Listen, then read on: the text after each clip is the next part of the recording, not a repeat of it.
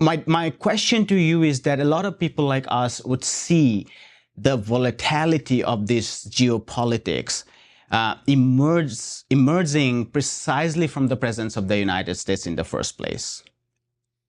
If the United States was not in East Asia, it would make no difference for the India-China conflict in terms of absolutely. That's how my intense question. it is, right? There's no question about that. And the same is true with regard to Taiwan. If you took the United States away, the Taiwanese, and I'm disagreeing with you a bit here, the majority of Taiwanese, the overwhelming majority of Taiwanese do not want to be part of China. Okay. They've developed the Taiwanese identity. There has been a time. history, yes. So if you had a referendum, the Taiwanese would vote to remain independent and become a de jure nation state. Rather than a loose integration.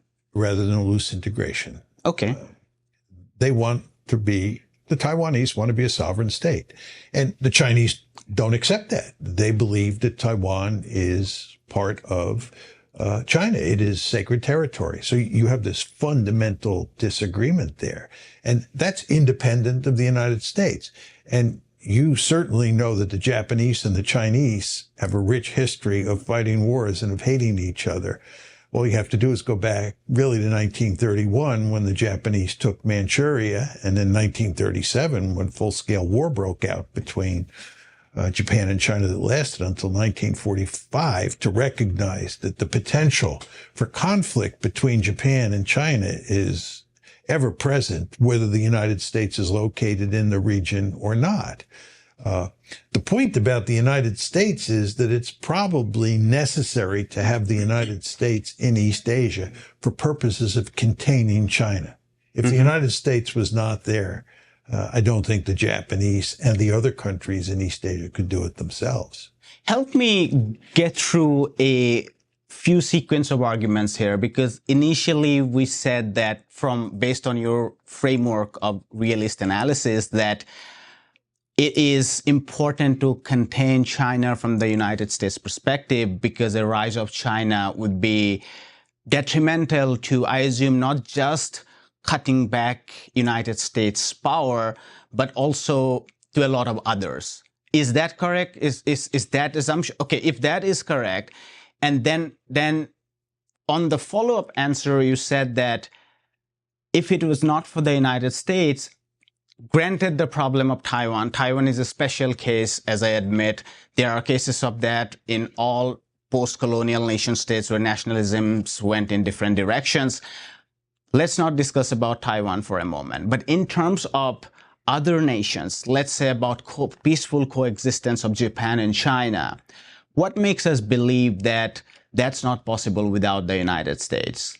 The East China Sea. But that's United States. No, that's on the contrary, it's the Japanese and the Chinese. There are a handful of rocks, small islands in the East China Sea that are bitterly, I'm choosing my words carefully here, they're bitterly disputed by Japan and by China.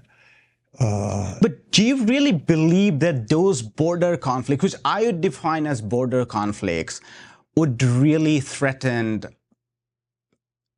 peaceful, would these border conflicts necessarily take the two nations into war in today's day and age?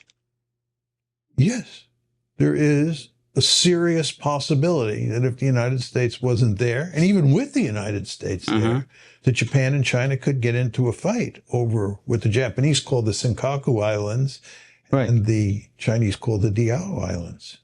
No, you do not want to underestimate the potential for trouble. And you believe those conflicts would have been there even without the United States? Because earlier you said that a lot of these conflicts are because of the polarization in geopolitics. For instance, the AUKUS, for instance, this sort of massive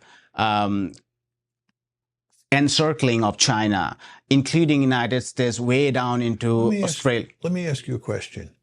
Do you think if the United States was not in Asia at all, that there would still be a conflict over the border between China and India? Nation states would have had conflicts about border states. About India and China, definitely there are 4,000. But let me qualify. No, the qualification is important, because if not for the United States, the conflicts would have been treated as border conflicts. And as you know, that China has already resolved peacefully about 10 border conflicts out of 14. It's irrelevant. There is an intense border conflict between China and India. Yeah, but wouldn't you make you that I think it has nothing to do with the United States. And you could take the United States away and you'd still have that border conflict. The border conflict has nothing to do with the United States. I agree. It was because there were two empires which broke down and out of that nation states emerged. But it's not the United States. But the polarization. No, what I'm saying is that the larger polarization of Quad, of AUKUS, using different bases in the Indian Ocean, that is precisely because there is the presence of the United States. Indians wouldn't have dared going, even talking about encircling China without the United States. That's a different issue. The point that we were debating to begin with was whether or not the Japanese and the Chinese would be at loggerheads over the East China Sea, and in particular over those tiny islands. Okay. Right? That was the question.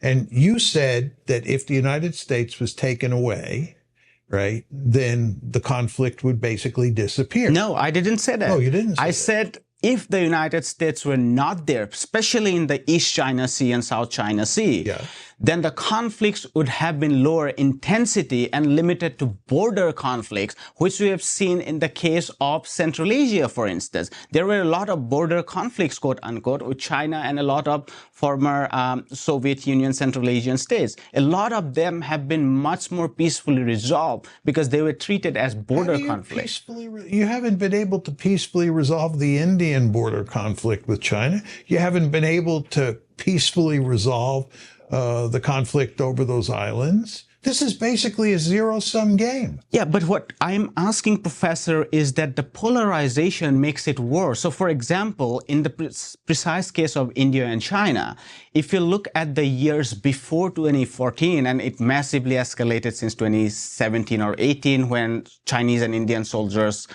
came to blows in the Himalayas, during the interim period, before that, there was a much sanguine and much, less nationalistic limping forward towards the resolution of the conflict. You know why that's the case? Because China was not a great power. What's happened here is China turned into a great power. And when it became a great power, it became more aggressive. And the more powerful China becomes, the more likely it is that it's going to try and shove a border settlement down India's throat. That's the way great power politics works. So then, this is why I said it was not in India's interest, it was not in Taiwan's interest to turn China into a great power. I remember when I went to Taiwan in 2014, I had a one-on-one conversation with the president of Taiwan, President Ma. And President Ma was very interested in interacting with China and helping the Chinese economy to grow. I told him this was a major mistake. You're going to turn China into a great power, and China has its gun sights on Taiwan. A lot of Taiwanese businesses were contingent on China's rise. Absolutely. That's exactly right. And he said that was a good thing. And I said, from a geopolitical point of view, that does not make sense. But this is exactly what happened with India. The problem that India faces now, and I've talked to a number of Indians who recognize this, is that China is getting more and more powerful. And in fact, one could argue the gap between India and China is widening. And this is bad news for India, because great powers tend to try to settle things with coercive threats or sometimes with military force when they get to be really powerful. I mean, I don't agree with Professor Mearsheimer at all. I mean, I understand your position and I agree with it. So that's the first thing I would say. I think your position is very sober, which is that, okay, let's take island disputes, or even let's take the question of Taiwan. Taiwan's largest trading partner is the mainland in China. Taiwan is not an issue of, an indigenous population that is being threatened with occupation. I mean, in fact, the largest part of the population in Taiwan are people who invaded the island in 1949, running away from the communists, and suppressed the indigenous people, and then had a military dictatorship for decades. So I don't feel like, Taiwan is like this weak place that, the Chinese want to invade a settler colonial. It's already a settler colonial island, if you use those terms, which don't really work very well in an old part of the world where everybody is settler colonial. I mean, if you were to do that, we'd have to ask most of the population of China to withdraw somewhere into Central Asia, because the Han came from outside and whatnot. We can't dial history back. We are where we are. We have to take it as it is. Yeah. Okay. So what are the border disputes that involve islands? Many of them are about the law of the sea, which is that your international boundary starts at the edge of your country. So if you can claim a set of island chains, then you can say, look, foreign militaries cannot come so many nautical miles close to us. A lot of it is about that. Some of it is about energy that's in the waters. There's fields of gas maybe and so on that countries are disputing. That happens a lot in island chains. Yeah, that is there in some of them. But these are all resolvable. These are all resolvable. For instance, if the US Navy stops coming close to the Chinese shoreline, then China would not need to demand a greater buffer. Because the idea of so many nautical miles away from me is actually the reason why they contest and they started building some islands. Yeah, because they want to claim you've got to go further. You can't come so close to our coastline. It's threatening to us. Yeah, no Chinese ships are off the coast of New York. One Chinese frigate circumnavigated Australia, and the whole of Australia freaked out that the Chinese are patrolling our waters. Meanwhile, Australian ships are in the South China Sea. The British ships, the Queen Elizabeth II was in the China Sea. Why? What are they patrolling? Who gives them the right to be, Mearsheimer's term, policeman? We Asians don't need a US policeman there. We are quite capable of dealing with these things. The Filipinos, if you have an American ship there, it emboldens countries not to want to solve things, small countries. They say, well, the United States is behind us. We don't have to come to an agreement. There's a dispute between Russia and Japan on the Aleutian Islands as well. Those are solvable. I don't think we need to police solvable disputes. We need to settle them. I would like to see more UN involvement in this, less US involvement. If anything, the UN should be more involved, using the Treaty of the Laws of the Seas and other treaties to try to solve some of these disputes. Okay. India and Pakistan. We don't need the US to come in as a third party. It's not necessary. Okay. It's not even about the line. Look at the border, India and Pakistan. From the Rann of Kutch all the way up, most of the border is delimited and agreed. Most of the border is delimited and agreed. We have a border all the way up through the Jammu area, right up to the edge of the Kashmir Valley. And then there's a very small section of India, Pakistan, which is the line of control. And it's a line of control because it was the 48 line, and because the Indian government claims Pakistan occupied Kashmir, and the Pakistani government Indian occupied Kashmir, that's what each other calls it.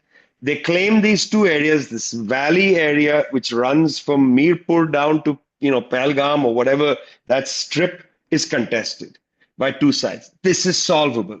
What are the three possibilities? One, the whole of the Kashmir Valley is part of Pakistan.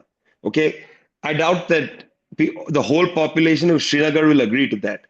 Second, that the whole of the Kashmiri-speaking area, all the way up to Mirpur, many of the people live in Bradford in England for Mirpur. It's basically Mirpur is Bradford. And that whole area goes to India, which I doubt that the Mirpuris would be excited about. Maybe it actually has. Number three option is the whole thing is one country, which is a crazy idea because it'll be landlocked. Everybody will hate on it. It's going to have serious problems. Even the Kurdish PKK, which has been fighting for decades for an independent Kurdistan, has just put down its guns and said, we are going to deal within Turkey politically.